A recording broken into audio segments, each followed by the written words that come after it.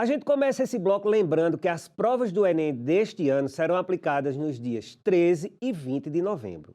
Os portões serão abertos ao meio-dia pelo horário de Brasília. No primeiro dia, serão aplicadas as provas de linguagens, códigos e suas tecnologias, redação e ciências humanas e suas tecnologias. Já no segundo domingo, serão aplicadas as provas de ciências da natureza e suas tecnologias, matemática e suas tecnologias. Mais detalhes vocês acompanham no site do INEP que está aparecendo aqui no rodapé do vídeo.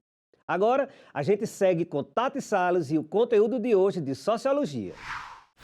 Continuando aqui a Sociologia dos Clássicos, vamos falar agora de Émile Durkheim, um importante sociólogo, um importante autor também com teorias fundamentais aí que são ponto de partida para diversas discussões sociológicas. Ele se diferencia de Karl Marx em várias coisas e por isso que eles são tão importantes, né? Porque ambos estão tentando compreender, né, essa sociedade que estava se transformando, a sociedade que estava iniciando, a sociedade moderna, capitalista, industrializada. Dentro da sociologia de Émile Durkheim, ele está prestando atenção nos indivíduos, né?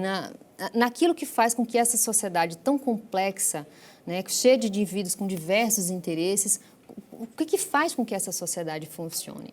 O que promove a coesão dentro dessa sociedade e o que pode, e por outro lado, o que pode desregular essa sociedade? Então, as preocupações do ponto de vista teórico e sociológico de Émile Durkheim estão centradas nessa ideia, né, de como é que pode uma rede de indivíduos tão diferentes constituir uma sociedade, né? Como é que a sociedade funciona? Essa era a preocupação dele, né? Como é que essa sociedade de indivíduos tão diferentes, como é que ela faz para existir? Como é que ela é coesa? Como é que ela funciona? Como é que ela não se desintegra, né? Ele tinha essa preocupação com a anomia, né? Com a desintegração da sociedade. Enquanto Karl Marx quer que a gente perceba as contradições e que aconteça uma revolução do ponto de vista praxeológico, né, da praxis, da atitude histórica e humana e histórica, Émile Durkheim estava preocupado em entender quais são as atitudes que vão desintegrar essa sociedade, o que faz com que essa sociedade funcione. E onde Karl Marx via contradição, Émile Durkheim via coesão, né? Via que era através das relações de trabalho dessa sociedade altamente diferenciada, a sociedade moderna capitalista, que a integração, a coesão podia existir, né? Como é que o consenso, portanto, acontecia entre os indivíduos. Essas eram as questões, né, que permeavam aí a sociologia de Émile Durkheim naquele tempo histórico. Portanto, a consciência coletiva e a diferenciação social são dois dos principais conceitos de Émile Durkheim. É importante se dizer que ele elaborou muitos conceitos. Émile Durkheim é um sociólogo, um autor com diversas teorias, com uma produção sociológica muito interessante e muito rica. Ele falou sobre diversos assuntos. No entanto, a gente vai se deter aqui nos principais, que é a consciência coletiva e a diferenciação social. A diferenciação social, como eu disse, né, permite que um número maior, uma grande sociedade de diversas, um grande número de pessoas, uma sociedade onde habitam 3 milhões de pessoas, 6 milhões de pessoas, uma cidade como São Paulo, né, altamente habitada, uma super megalópole, como é que faz para São Paulo existir, né? Então, ele vai dizer que é justamente essa capacidade de se diferenciar, de ter diversos postos de trabalho diferentes um do outro, né, que cria essa interdependência, que cria, portanto, essa cola entre os indivíduos. O fato de nós dependermos uns dos outros, né? O mecânico precisa do médico, assim como o médico precisa do açougueiro, precisa do agricultor. Nós precisamos uns dos outros para que a sociedade funcione. E é nisso que Durkheim vai perceber, essa diferenciação de postos de trabalho, de funções de trabalho, faz com que a sociedade exista, faz com que exista a coesão entre as pessoas. Então, é isso que vai constituir uma sociedade moderna e capitalista. Então veja, ele está preocupado naquilo que faz com que essa sociedade funcione, né? A consciência coletiva que é a consciência coletiva desta sociedade, é um conjunto de crenças, mitos e sentimentos, né, que comuns a um grupo de indivíduos, comuns dentro de uma sociedade. Então, toda a sociedade possui a sua consciência coletiva. E Durkheim, ele tinha uma preocupação, inclusive, do que podia ferir essa consciência coletiva, né? O que poderia desintegrar essa consciência, ferir esse sentimento coletivo, né? Então, quando a gente vê um crime que choca demais a sociedade, né, uma pessoa importante que morre, então, tudo isso, quando nos afeta de maneira coletiva, está afetando a nossa consciência, daquilo que é comum a nós todos, né? Aquilo que faz com que nós sejamos uma sociedade paraibana, uma sociedade campinense, uma sociedade paulista. É esse conjunto de crenças, de normas e de sentimentos que faz com que crie essa consciência coletiva e que faz com que a gente exista e crie esse sentimento de coesão entre nós. Então, nas palavras de Émile Durkheim, é o conjunto das crenças e dos sentimentos comuns à média dos membros de uma mesma sociedade que formam um sistema determinado que tem vida própria. Então, ele pensava a sociedade como esse organismo, ele faz, inclusive, essa analogia nas obras dele, né? A sociedade como um organismo vivo, né, como o nosso corpo, que tem o coração, tem o cérebro, tem o pulmão, são órgãos diferentes, mas são interdependentes. Né? Um depende do outro, o cérebro depende do coração, o coração depende dele, que depende do pulmão, e depende do sistema circulatório, todos têm uma função no nosso organismo. Assim funcionaria a sociedade, né? Ele chega a fazer, inclusive, como eu disse, essa analogia entre o corpo humano e uma sociedade como um organismo vivo.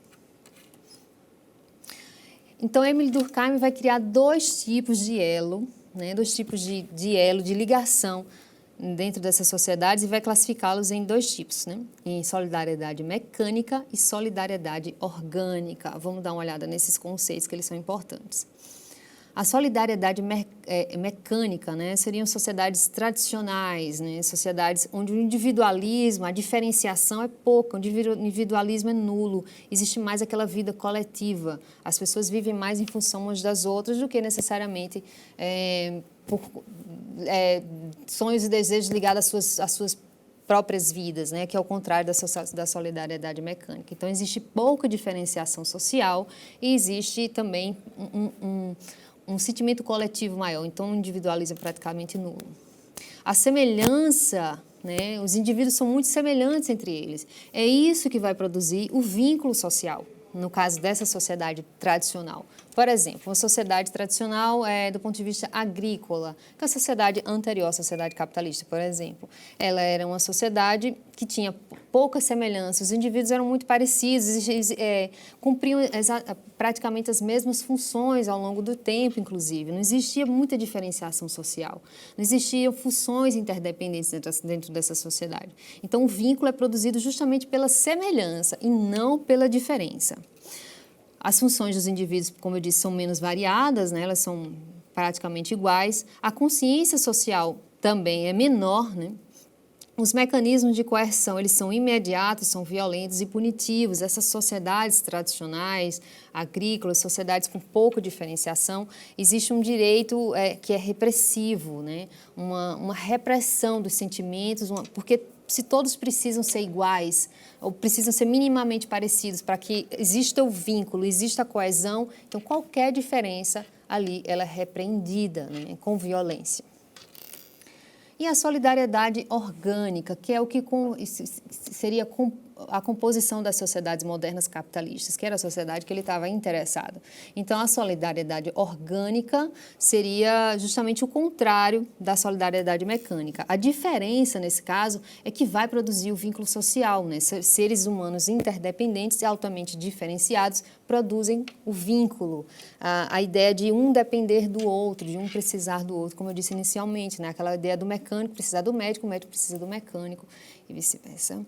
Enfim, indivíduos são diferenciados entre si, né? Uma ampla e complexa divisão social do trabalho, preste atenção nesse conceito de divisão social do trabalho, a gente vai voltar nele em outra aula aqui no Dicas do Enem, mas é justamente essa ampla e complexa rede de indivíduos que vai produzir essa divisão social do trabalho, que é a responsável por promover a coesão dentro da sociedade. A função dos indivíduos são diferenciadas e interdependentes, existe uma consciência coletiva, né, uma ideia de que a coisa precisa funcionar, né, para que dê tudo certo, para que essa sociedade persista ao longo do tempo, né?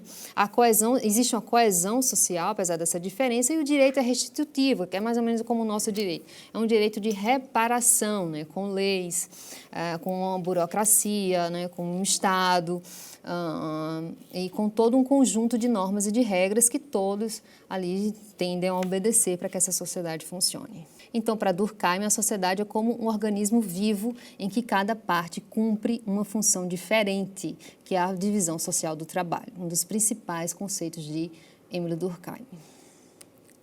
A evolução da sociedade, veja, ele está preocupado justamente não com a revolução, não com aquilo que pode desmontar essa sociedade, que essa sociedade estaria, do ponto de vista de Karl Marx, né, sustentada por uma consciência falsa.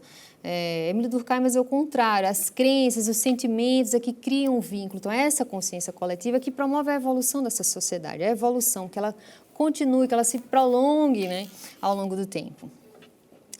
A evolução da sociedade promove uma diferenciação social. Então, à medida que essa sociedade ela caminha no tempo, essa diferenciação social ela também vai continuando e vai promovendo a coesão social e a divisão social do trabalho. Para Émile Durkheim, não era nem a religião, nem a política, nem o Estado, nenhum deles seriam capazes de promover a coesão entre os indivíduos, apenas o trabalho. Então, outro conceito que ele produz paralelo a todas essas teorias que ele desenvolve, né, estudando e avaliando essa sociedade altamente complexa e diferenciada que estava nascendo, muito diferente da sociedade anterior, a sociedade tradicional, agrícola, ele produz o conceito de anomia, né, que seria justamente a ausência de normas e regras que podem desintegrar uma sociedade. Ele tinha essa preocupação, né, de que a ausência dessas normas, de que algo que ferisse demasiadamente essa consciência coletiva seria capaz de desintegrar essa sociedade, seria capaz de quebrar os vínculos sociais existentes dentro dessa sociedade. Então, diversos eventos podem vir a desencadear a quebra desses vínculos sociais. No final dessa aula, a gente vai falar mais sobre eles, fique ligado. Então, crises econômicas, crises sociais, violência, falências, revoltas são vistas, né, são fenômenos sociais vistos ali por Émile Durkheim como fenômenos sociais patológicos, não seriam fenômenos sociais positivos, eles teriam um alto poder de destruição dessa sociedade. Então, ele está preocupado justamente como é que essa sociedade funciona e o que deve ser feito para que ela não se desintegre. E é também por isso que ele vai ser conhecido como um sociólogo, um teórico conservador, né? Porque ele está preocupado em conservar a sociedade, em fazer com que a sociedade ela se preocupe com aquilo que pode destruí-la, né? As crises, as falências, as revoltas têm que ser controladas para que o vínculo não seja quebrado e afete a consciência coletiva e a gente venha a se desintegrar enquanto sociedade. Veja que é justamente, não diria que o contrário, mas é uma ideia que corre aí de modo muito diferenciado, a ideia de Karl Marx, né? Que pensa o sujeito práxico, através da praxis, e o sujeito histórico, né, que precisa estar elaborando ideias, percebendo as contradições para modificar o espaço, modificar a sociedade onde ele está, onde ele vive. Afinal de contas, existe uma consciência falsa, uma superestrutura que cria uma consciência falsa do mundo. Émile Durkheim, então, produz uma sociologia dos vínculos sociais, né, daquilo que causa a coesão entre as pessoas, enaltecendo a diferença como o principal recurso, né, dessa coesão social, dessa sociologia dos vínculos. Então, enaltece a diferença como principal forma de coesão. Os indivíduos são diferentes e são interdependentes. É isso que faz com que a sociedade, é isso que compõe, que constitui uma sociedade moderna e capitalista, na perspectiva de Émile Durkheim. Mais um intervalo rapidinho e a gente volta na sequência com mais sociologia aqui no Dicas do Enem. Não sai daí!